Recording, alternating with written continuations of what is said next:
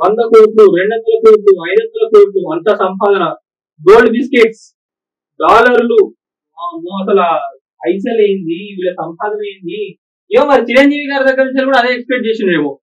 చిరంజీవి గారు అనుకున్నట్టున్నారు, అరే నేనే ఇంత పెద్ద మనిషిని, నా దగ్గర నుంచి అడుగుడైంది, నన్నే అడిగినంటే ఇక సామాన్యుల పరిస్థితి ఎట్లుందేమో అనుకుని కోర్టుకు వచ్చినట్టే ఉన్నారు చిరంజీవి గారు.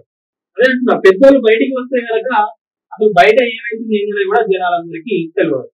లేదా మున్సిపల్ అధికారులు మీరు ఇప్పుడైనా పని చక్కగా చేయండి. ఏం మమ్మల్ని కూడా అడుగుతారులే, మా దగ్గర తొందరగా వస్తారులే అంటే ఇప్పుడు కాకుండా రేపో ఎప్పుడో మీ బండారం అయితే బయటపడదు తప్పదు. ఇప్పుడు చిరంజీవి గారి వల్ల జిహెచ్ఎంసీ ఎంత నిర్లక్ష్యం ఉంది ఏందనేది తెలుస్తుంది ప్రతి ఒక్కరికి. ఇట్లా ఫ్యూచర్ లో కూడా ప్రతి ఒక్కరిలో చలనం వచ్చింది అనుకోండి, అప్పుడు అందరు పోయి కోర్టు ముందు లేదా మీ దగ్గరకు వచ్చి ప్రశ్నించినప్పుడు అప్పుడు తెలిసి వస్తుంది మీకు. అప్పుడు ఇక టెన్షన్ మొదలవుతుంది, మా పైన మీ పైన ఎక్కడ ప్రెషర్ పడుతుందో ఏందో. జరా అవన్నీ పక్క పెట్టి పని చక్కగా చేయండి ఫస్ట్, చాలు. ఏం అవసరం లేదు మీరు ఏదో ఎక్స్ట్రా డ్యూటీ చేసి ఏదో చేయాల్సిన అవసరం లేదు. మీరు ఉన్న టైంలో మీ పని ఏదైతుందో అది చక్కగా చేయండి, చాలు. లేటెస్ట్ అప్డేట్స్ కోసం మన నేటి ధాత్రి ఛానల్ని సబ్స్క్రైబ్ చేయండి. అలాగే మీకు నచ్చిన వీడియోని లైక్ చేసి షేర్ చేసి కామెంట్ చేయండి.